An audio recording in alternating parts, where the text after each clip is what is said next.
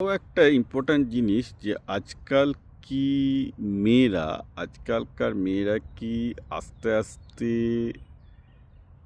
পুরুষালী নয়, মেয়েলি পুরুষ বেশি পছন্দ করছে? এই প্রশ্নটা আজকে গোটা পৃথিবীতে উঠে গেছে। বাই দ্য ওয়ে এটা Japanese society, Korean society, American society, সব সোসাইটিতে হচ্ছে যে মেয়েরা আগের মতো পুরুষ সিংহ পছন্দ করছে না, এখন একটু মেয়েলি টাইপের ছেলে যে একটু নরম সরম প্রকৃতির পছন্দ করছে। তো কেন এটা হচ্ছে?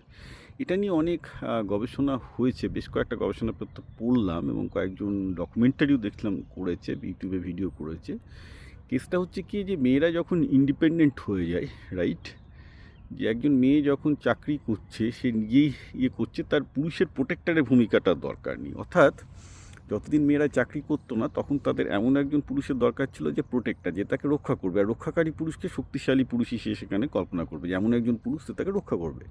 এখন একজন মহিলা জানে যে তার রক্ষা করার জন্য কোনো পুরুষের দরকার নেই, সে তার নিজের অর্থ নিজে উপার্জন করছে, সে স্বাধীন। তাহলে একটা মহিলার চাহিদা গিয়ে দাঁড়াচ্ছে এমন একজন পুরুষ যে তার প্রতি অনেক বেশি সহানুভূতিশীল, তার মনটাকে ভালো করে বুঝবে, তার সাথে গল্প করবে, তার সাথে অনেক বেশি সিঙ্ক আপ করবে। So and women need more of N companion and friend. কিন্তু আগে যেটা ছিল, স্বামী বলতে যা বোঝাতো সেটা হচ্ছে প্রোটেক্টর হতে পারে। প্রোটেক্টর হওয়া মানে সেক্ষেত্রে নারী অবভিয়াসলি শক্ত একটা পুরুষকে পছন্দ করবে, যে কারণ সে যদি পুরুষ যদি শক্ত মনের না হয়, তাকে চাকরির জায়গায় তাড়িয়ে দেবে, সে বাজারে কিছু ব্যবসা করে খেতে পারবে না, রাইট?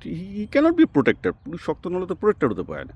তো সেই জন্য যখন এরকম সোসাইটি ছিল যে মেয়েরা চাকরি করতো না, মেয়েদের ভাত কাপড়ে সব কিছু জোগাড় পুরুষকে করতো, তো তখন মেয়েরা একটা শক্তিশালী পুরুষকে চাইতো। কিন্তু যখন মেয়েরা নিজেরা স্বাধীন হয়ে যাচ্ছে তখন কিন্তু তাদের সেই শক্তিশালী পুরুষের দরকার নেই, তারা তখন একটা সহকারী কম্পেনিয়ন ফ্রেন্ড চাইছে, যার জন্য এটা হচ্ছে।